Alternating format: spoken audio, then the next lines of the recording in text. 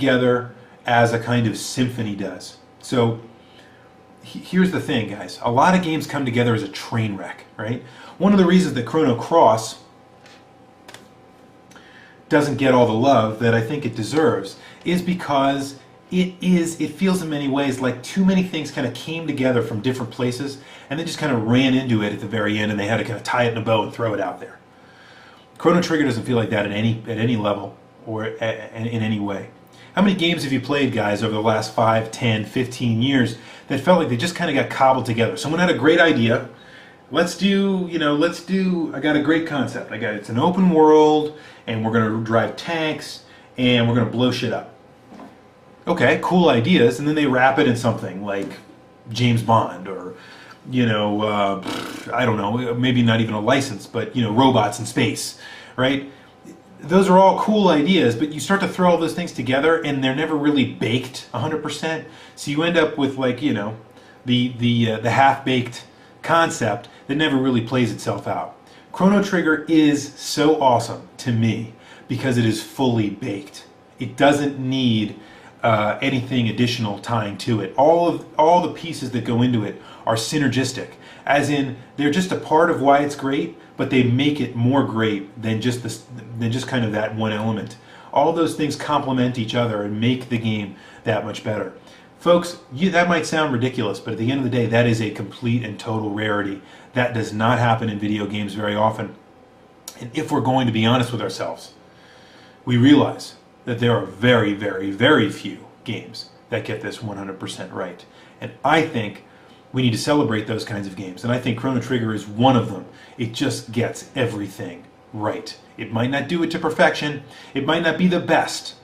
But it gets all of those things right. It knows what it is. It's unabashed about what it is. And I think if more games had that kind of synergy and had that kind of communication in the process, there would be a lot fewer bad games out there, and there'd be a lot more, good games or even better games than there are out there right now. But at the end of the day, folks, as we've said many times here on the Clan of the Grey Wolf, it takes really crappy games sometimes to understand really good ones.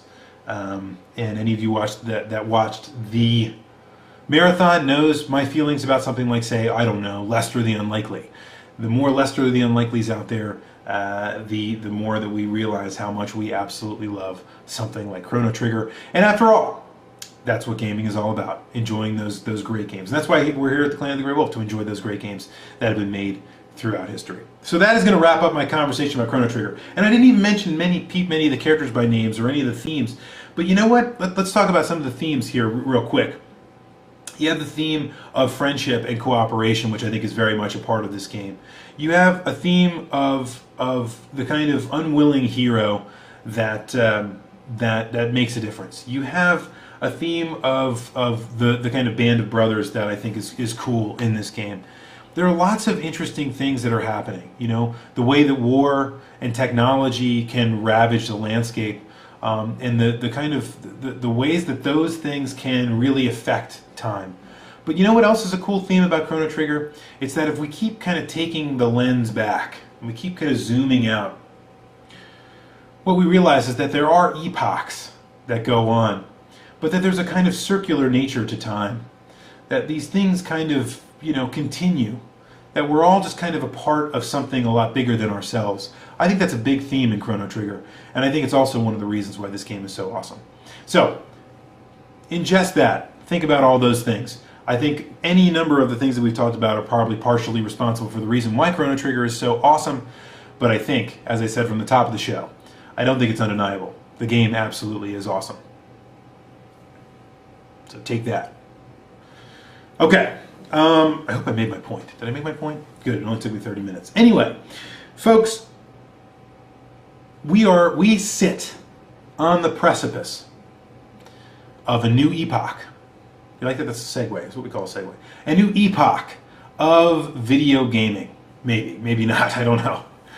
But one of the things that is for sure is that we have all of the major companies. Nintendo's already released their new hardware, and to mixed results. But we have all the major hardware manufacturers that are introducing their new era of video games. And one thing is for sure, the year is 2013. We will know very soon, very shortly, within the next few months, about the technical and the so the specifications and the goals and philosophy of the new console hardware from the major console manufacturers, Microsoft and Sony. Okay? So what does that mean? It means there's a lot of rumor and speculation out there. It means there's a lot of crap flying around. And as a matter of fact, when I ask this question, who knows, maybe 10 things could change about it before I even go to answer the question next week. But I wanted to ask about some of the things that are happening right now in terms of new console hardware that I think is important to take a look at. Several of you might have heard about this, but it was announced this week that the PlayStation 4 is going to have PlayStation 3 backwards compatibility in as much as you can stream the game over the internet. So, you can play old PS3 games on your PS4 as a streaming device. That's all that's really been talked about.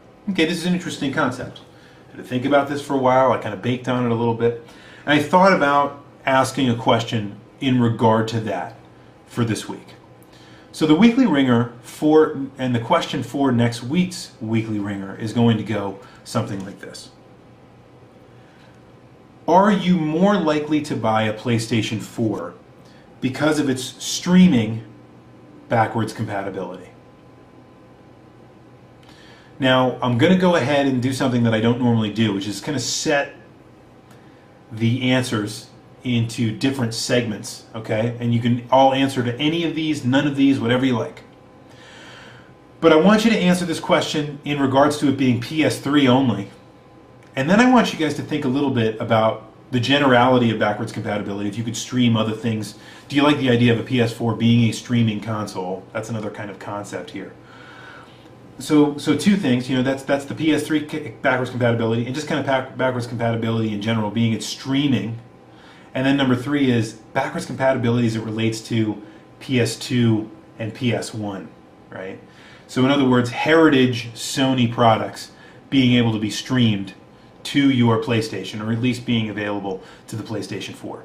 Does that at all make it attractive to you? Does it make it more attractive to you? Does it seal the deal?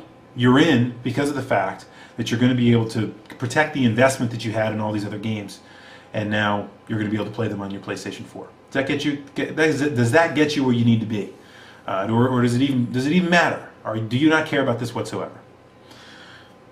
Interesting question. I'm sure there's going to be a lot of great responses for next week. I want to thank you guys for watching as always. I want to thank you for those of you that actually just listen now to the MP3 version, and I want to invite all of you. If you have thoughts about the Weekly Ringer, please, chat them back at me. Here's a couple ways you can do that. Number 1, please follow me on Twitter. I am on Twitter now. I am at It's the Commodore, all one word, ITSTHE, Commodore, on Twitter. Please become my followers. I need more followers this week. I feel lonely. So go ahead, follow me on Twitter.